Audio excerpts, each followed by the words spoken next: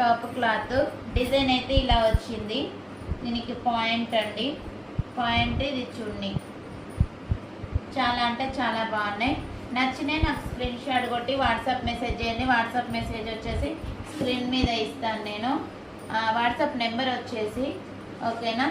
చూడండి, అన్నిటికీ అంతనే వస్తుందండి. వీటికి కూడా అంతే. లైట్ పింక్ కలర్ అండి, లైట్ పింక్. చూడండి, ఇది